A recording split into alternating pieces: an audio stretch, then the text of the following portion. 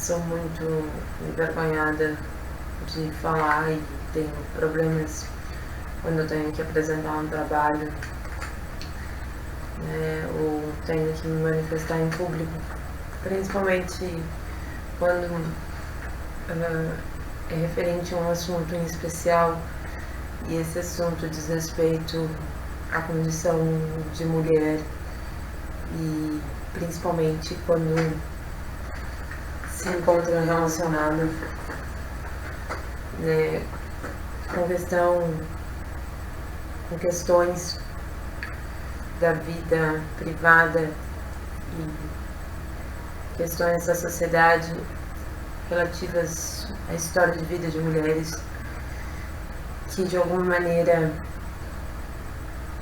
tiveram o infortúnio de não ter um casamento satisfatório e acabaram tendo uma prole.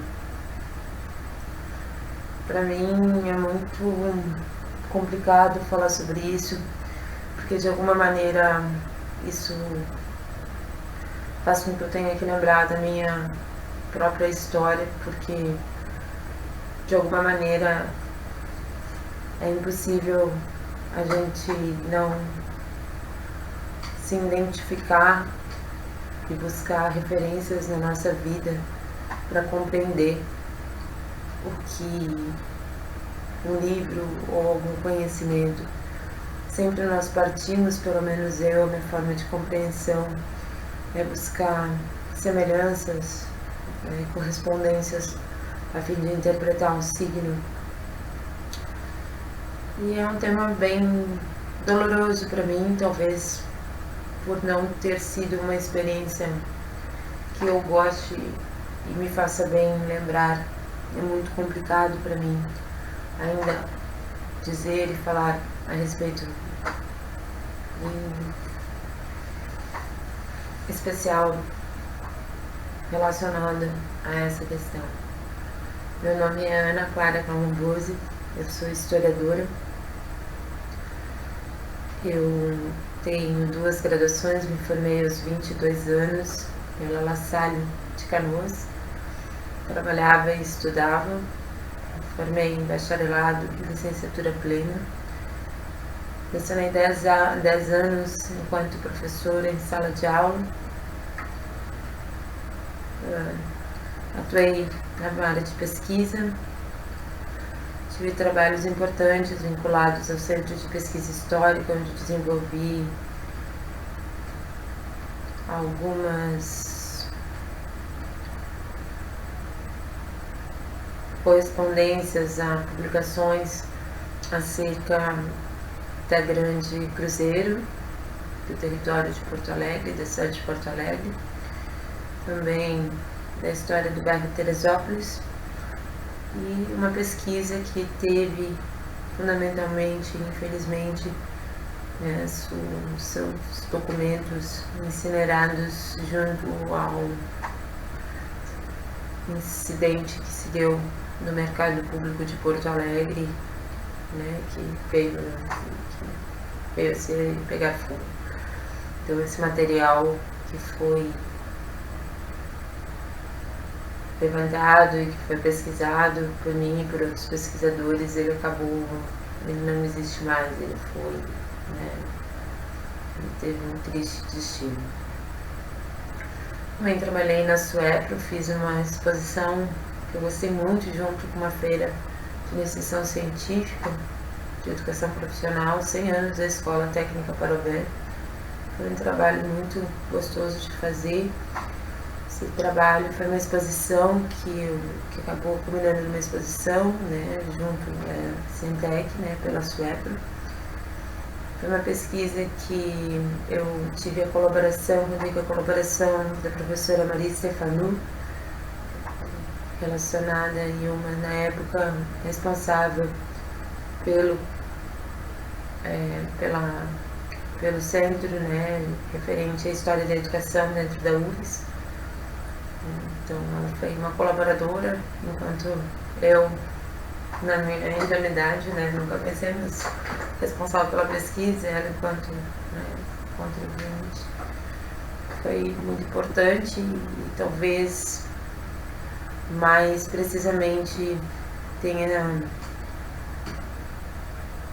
sido a experiência mais próxima que me levou a compreender, pesquisar, entender e valorizar e de alguma maneira questionar atualmente, né, a educação e os princípios, as bases da educação profissional no estado do Rio Grande do Sul, assim como as bases da educação por um todo dentro de um contexto nacional, em razão da Escola Técnica Parobé ter sido advindo, né, e ter toda uma relação e um contexto sacramentado junto aos ideais de Augusto Conte, traduzidos, né, tanto na sua arquitetura quanto no seu funcionamento, né, perfazendo e estando presente desde as avaliações dos alunos até o corpo docente, as disciplinas e a forma e as metodologias e a fundamentação teórica, né, de ensino e aprendizado. Hoje ainda, quando lecionei no Instituto de Educação e atuei também junto ao curso normal, proferindo aulas, né, para estudantes que gostariam de atuar junto ao magistério, fica bem evidente também uma relação do Instituto de Educação e sua importância em relação à questão musical e artística de Dinarnelli Pereira, fundamentalmente a sua participação e a sua forma humana e intensa de alguma maneira utilizar a arte junto ao ensino. Creio que entre o Parobé e o Instituto de Educação General Flores da Cunha, que são duas instituições de ensino de grande importância e relevância na história da educação dentro do país, fundamentalmente elas tenham uma distinção apenas por uma ter priorizado por hora a formação de mulheres. O Parobé também houve e contou, né, com o ensino e também acabou, né, em certo momento aceitando e se propondo a educar e abrangendo a educação de mulheres, a formação feminina.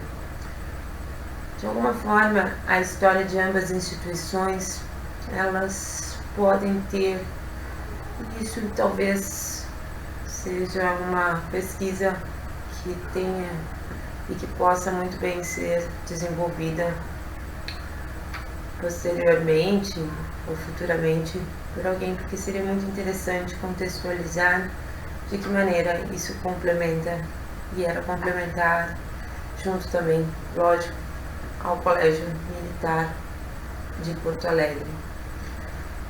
Muitos eventos eram realizados conjuntamente nessas instituições que tinham por base, né, e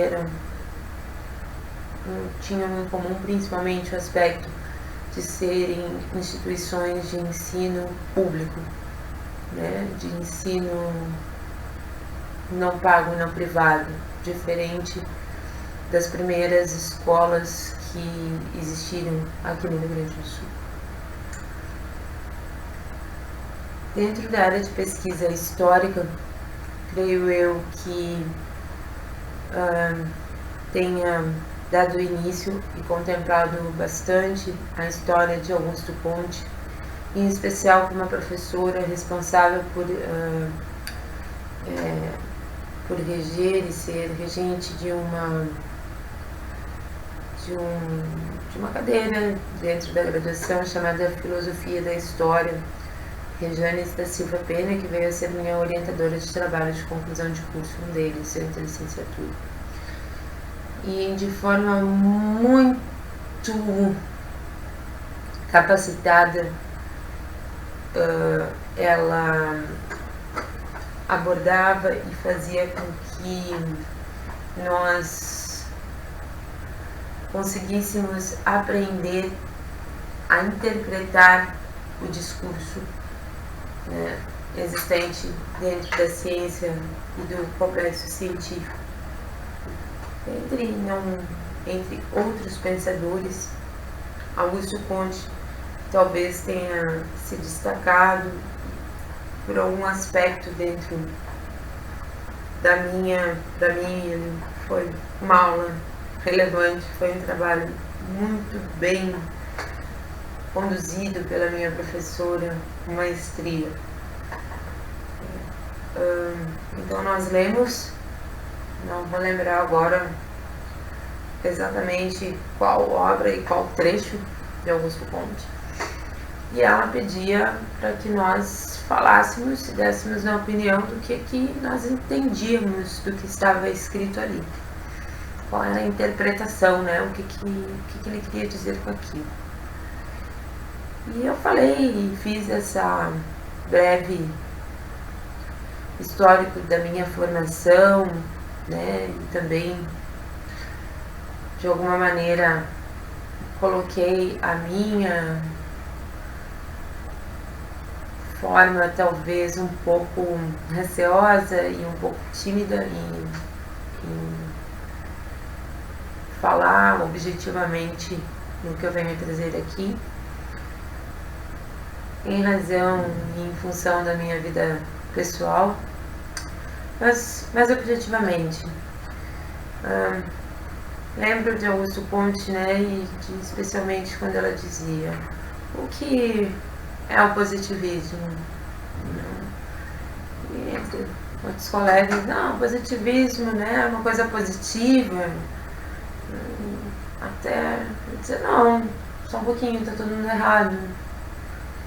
Isso apenas é uma doutrina filosófica que tem que ser entendido como um fundamento, né? Não existe nenhum espírito ou nenhuma alma, né?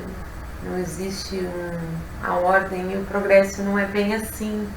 Ele está falando, são conceitos filosóficos de uma doutrina e não realmente que nós tenhamos de ser ordenados, né, e prezar pelo progresso da nação. Isso está, de alguma maneira, naquela época eu ponderava, isso quer dizer outra coisa, né? Isso não é assim uma forma muito leviana e muito irresponsável de não perceberem o quão isso ia profundamente, né, de uma linguagem refinada e elaborada dentro do discurso filosófico. Nós, historiadores, talvez a nossa apropriação e leitura, né, quando lidamos com documentos históricos, as nossas interpretações e questionamentos, elas sejam de forma e se dê de alguma maneira ordinariamente estruturada numa legitimidade dentro da própria convicção e em torno do que é e do que está sendo ainda, né, estabelecido no campo e na área da história, né, e seus segmentos, por assim dizer. Afinal de contas, a história, e talvez por isso Rejane, a minha professora, e talvez por isso tão contundente o discurso que eu, né, questionava que não se tratava de algo tão evidente assim, que deveria ser investigado de uma maneira talvez com uma outra prudência, em um outro apuro, de Conte, exatamente no fato e pela questão que os fundamentos da filosofia e da história da filosofia são completamente distintos da temporalidade observada historicamente. A história não é, a história da filosofia não é propriamente histórica, não é uma propriedade e talvez não tenha um elemento que tenha fundamento e respaldo dentro das ferramentas disponíveis ainda e dispostas e que se encontram acessíveis aos historiadores. Conte, ele funda a sociologia e as ciências humanas, porque a história ela é apenas mas ela é uma vertente, uma ramificação de dentro dessa origem que é a sociologia e o conhecimento sociológico. Afinal de contas, o que torna uma ciência ser conferida enquanto tal é justamente apresentar-se enquanto o seu objeto de estudo e uma metodologia própria para estudar esse objeto e para abordar esse objeto. Conte com maestria e de um conhecimento absoluto, consegue realmente fundamentar isso e dar origem. E daí, quando surpreendentemente no último ano, enquanto estava em sala de aula lecionando junto à Escola Santos Dumont, na escola de ensino médio, estava lecionando a disciplina de sociologia e me dei conta, ao ler as diretrizes e bases da educação, as orientações do Ministério da Educação, que não havia a inserção e não estava mais contemplado dentro dos livros a história de Conte, Conte não era citado. Falava-se muito de Bourdieu, talvez de Byron, falava de Simone de Beauvoir e de tantos outros. Mas Augusto Conte não era falado. E eu questionei para algum colega, eu sou historiadora, colega formado em sociologia, questionei, por que não mais se fala em Conte dentro da educação aqui? Por que não aparece? Por que ele não está? Não consta mais nada? Não tem biografia sobre ele? E eu fiquei pasma com a resposta. Porque ele não é mais tão relevante e não é mais importante o papel dele na atual discussão e nos atuais propósitos da sociologia. Eu disse, nossa. Então, quer dizer, pensei comigo mesma, porque na verdade ele falou aquilo de uma maneira a calar a minha boca e dizer, tu é uma completa idiota de estar querendo falar e perguntar por que Conte não está falado mais nos livros de sociologia distribuídos, e escolhidos pelo governo federal e distribuídos às escolas públicas, a fim de serem utilizados enquanto recursos didáticos durante as aulas. Eu perguntei, mas como assim, Conte? Fiquei quieta, Eu disse, tudo bem, não me formei em sociologia, sou historiadora, aqui não sou para discutir. Mas questionei, como assim, Conte? Eu havia feito a história de Parobé, eu havia lido, eu sou historiadora, ciências humanas, como Conte não é mais importante, então ele não é mais relevante, então ele não aparece mais e não é falado. Achei um absurdo. E me dei conta do seguinte, que logo em seguida haveria uma reformulação do ensino médio com a diminuição da carga horária das aulas de sociologia e de ciências humanas.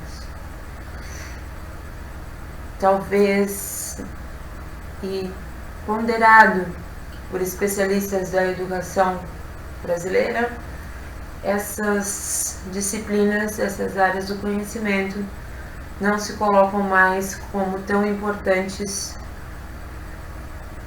enquanto outras que necessitam talvez e que precisem, por sua relevância, de uma maior carga horária, como por exemplo português e matemática.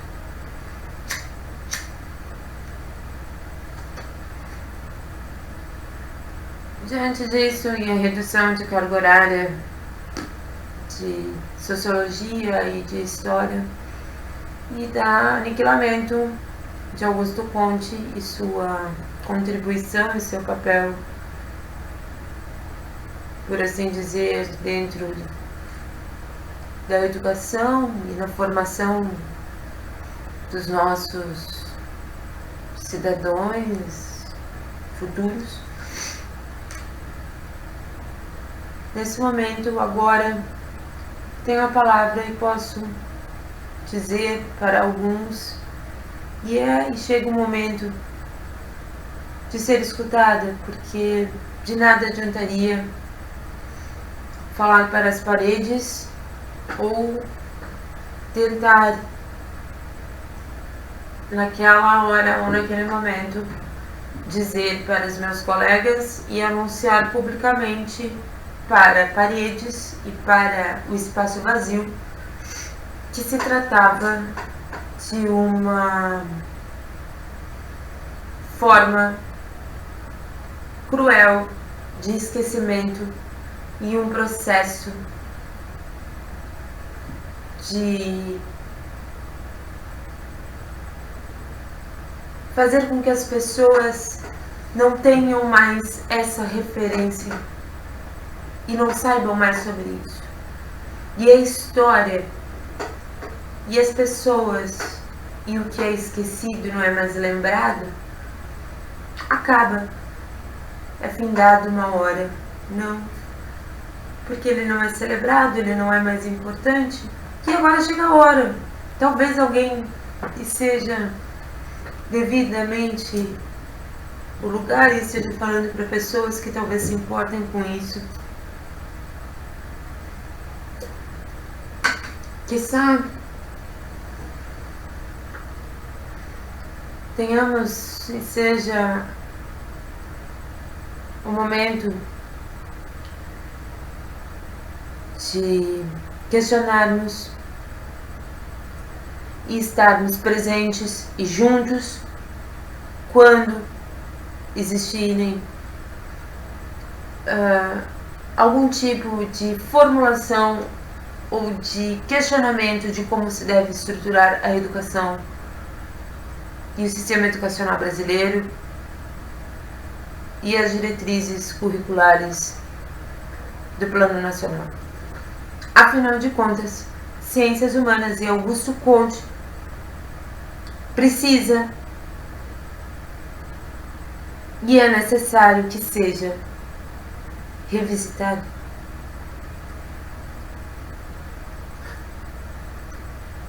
Estamos à mercê e à deriva de termos esquecido os fundamentos e as prioridades que fundamentaram a República neste país. Não só neste país, mas em outros, mas exatamente falo mais precisamente daqui, porque tem uma frase que gosto muito, creio eu que seja de Érico Veríssimo: conhece tua aldeia que conhecerás o mundo. Então, falo do que está ao meu redor e próximo de mim como uma maneira, e creio que sirva para tantas outros territórios. A República, o sistema republicano, e fundamentalmente o papel dentro da política tocado por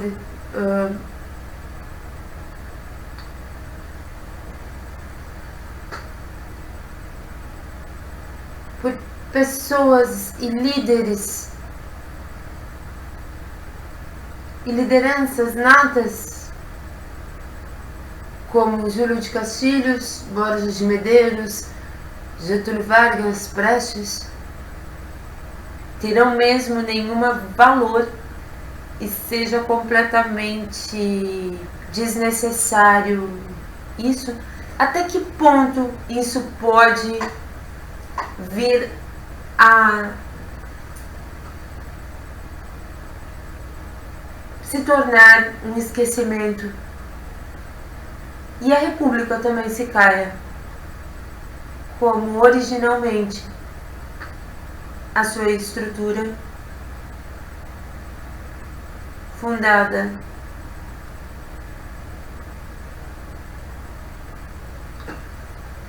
acaba incinerada, como os documentos da pesquisa que realizei e foram queimados no mercado público. Até que ponto nossa república não pode ser deturpada a partir do princípio no qual não temos mais e esquecemos as bases pelas quais originaram e fundamentaram historicamente a história política desta nação, da nossa pátria e da nossa ciência, do nosso complexo científico, educacional, militar, jurídico, legislativo e assim por diante, social.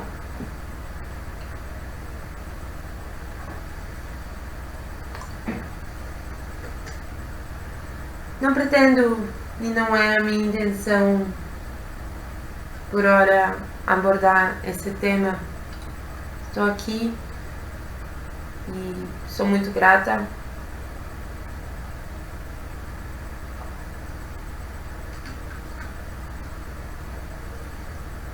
pela oportunidade de ser curadora de uma galeria de arte junto ao Centro Cultural Demétrio Nunes Ribeiro.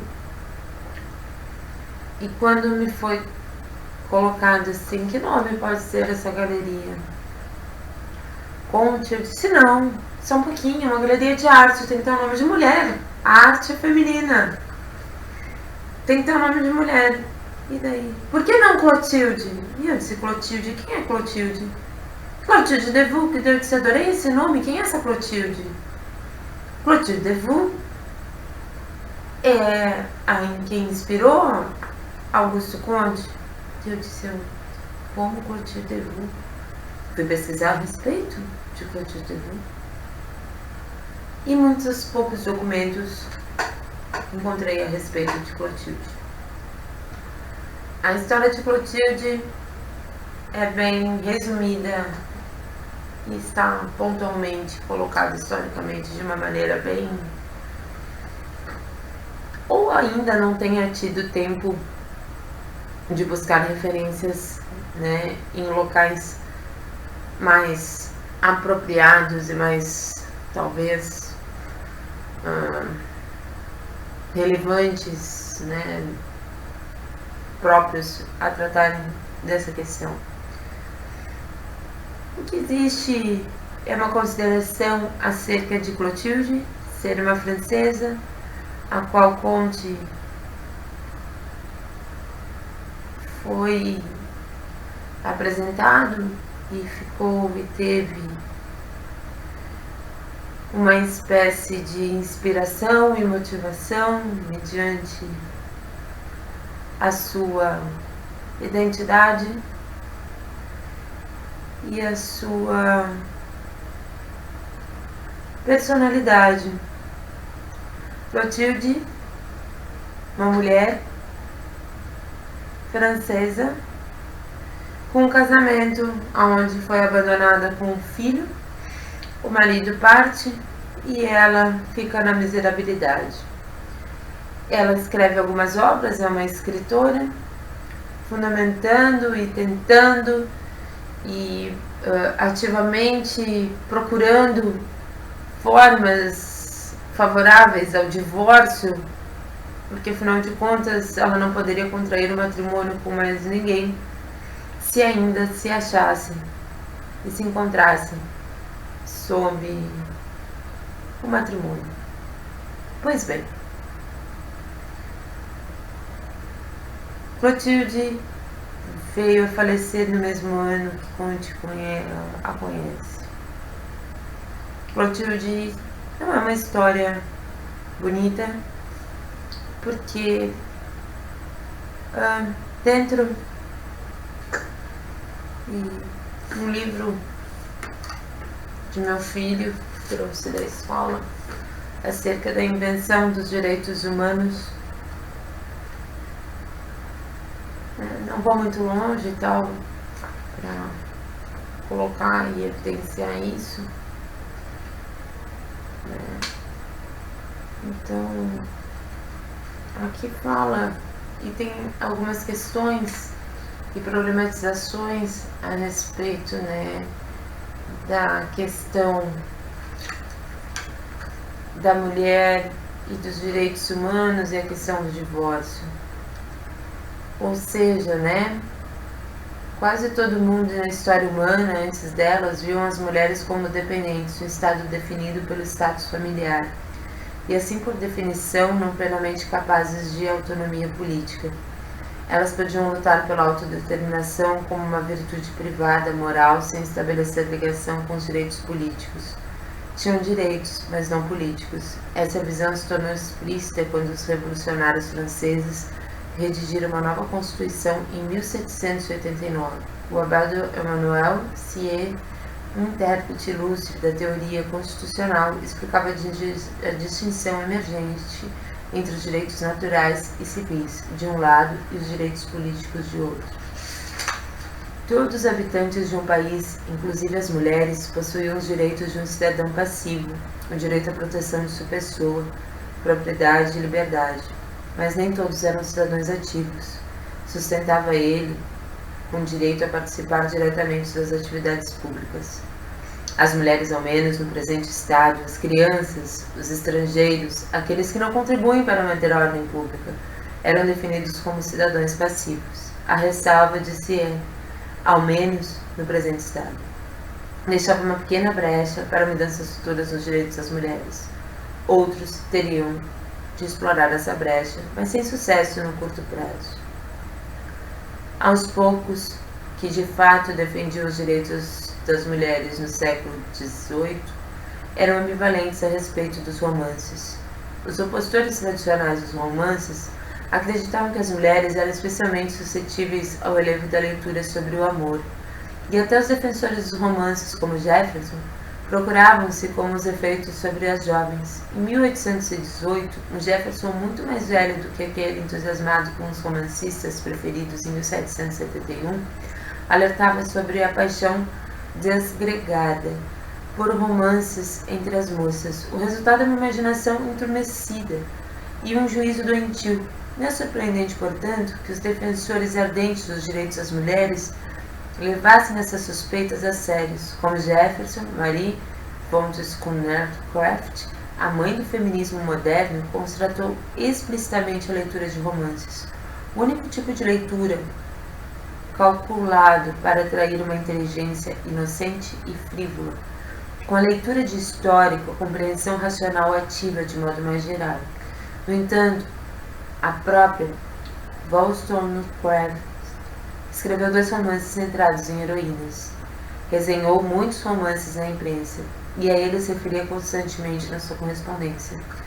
Apesar de suas objeções às prescrições de Rousseau para a educação feminina em Emílio, ela leu avidamente Júlia e usava expressões lembradas de Clarissa e dos romances de Sterne para transmitir suas próprias emoções nas cartas. Aprender a sentir empatia abriu o caminho para os direitos humanos, mas não assegurava que todos seriam capazes de seguir imediatamente esse caminho. Ninguém compreendeu isso de melhor, nem se fingiu mais a esse respeito do que o autor da Declaração da Independência, Numa carta de 1802, o clérigo, cientista e reformador inglês Joseph Priestley Jefferson exibiu o exemplo americano para o mundo inteiro. É impossível não ter consciência de que estamos agindo por toda a humanidade, de que circunstâncias negadas a outros, mas nós concedidas, impuseram-nos o dever de experimentar qual é o grau de liberdade e autogoverno que uma sociedade pode se arriscar a conceder seus indivíduos. Jefferson pressionava pelo mais elevado grau de liberdade imaginável e para ele significava abrir a participação política para tantos homens brancos quanto fosse possível, e talvez eventualmente até para os índios, se eles pudessem ser transformados em agricultores. Embora reconhecesse a humanidade dos negros, até os direitos dos escravos como seres humanos não imaginava um estado em que eles ou as mulheres de qualquer cor tivessem parte ativa. Mas esse era o grau mais elevado de liberdade imaginável para a imensa maioria dos americanos europeus, mesmo 24 anos mais tarde do dia da morte de Jefferson. Leigh Hunt, A Invenção dos Direitos Humanos, uma História. Eu já estou falando há um bom tempo e a minha provocação está no fato de que eu não pretendo e definitivamente, enquanto curadora da Galeria Clotilde Delvaux, historiadora e artista plástica também, não dá tempo de falar sobre isso, e mulher, mãe de um filho, eu gostaria de ponderar e respeitosamente questioná-los a todos que podem vir a me escutar.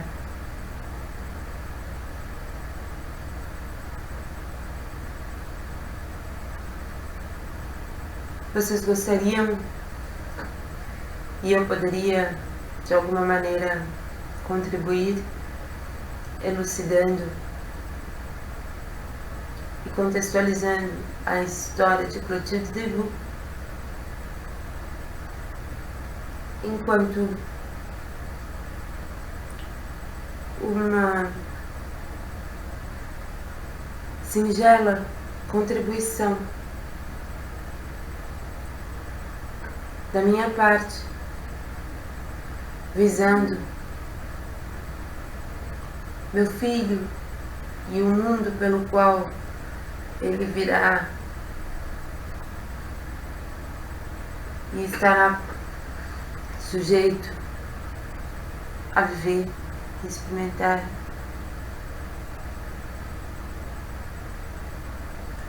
É concebível? Será que existe espaço para minha fala, para minha ponderação e para Clotilde Delvaux? No entanto, fica minha ressalva. Ser mulher e lidar com os infortúnios de um casamento não bem sucedido e ser mãe é enfrentar o mundo todos os dias, mas no entanto é de alguma maneira amar sem sombra de dúvidas infinitamente, seja da forma que for, questões que envolvem sensibilidade, fraternidade e uma imensa vontade de liberdade. Eu gostaria muito de poder fazer isso e de contribuir dessa maneira. No entanto, senhores, humildemente apresento a vocês minha consideração, minha singela observação, e peço desculpas se em algum momento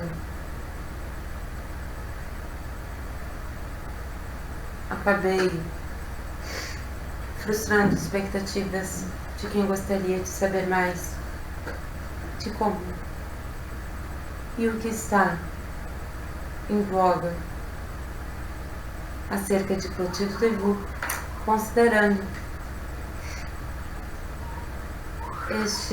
essa biografia a qual é dedicada à Santíssima Cidade de Paris, edição filial, e tem como intitulada Conte e Clotilde, uma obra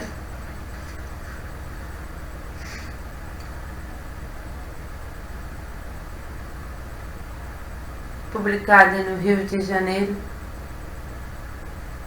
em junho de 1903.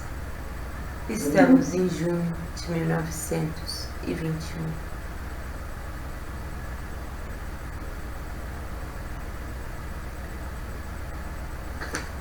Singelamente, meus cumprimentos e dedico uma música a todos que se interessarem gentilmente em compreenderem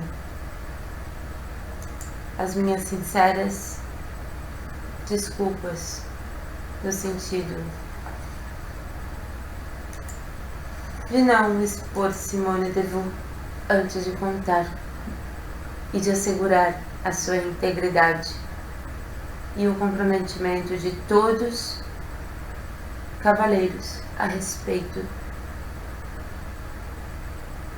da sua história devidamente contada, ética e moralmente, ao lado de Conte. Dedico a música de Nat King Cole, Mona Lisa.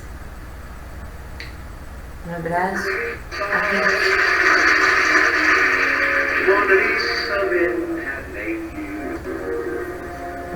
You're so like the lady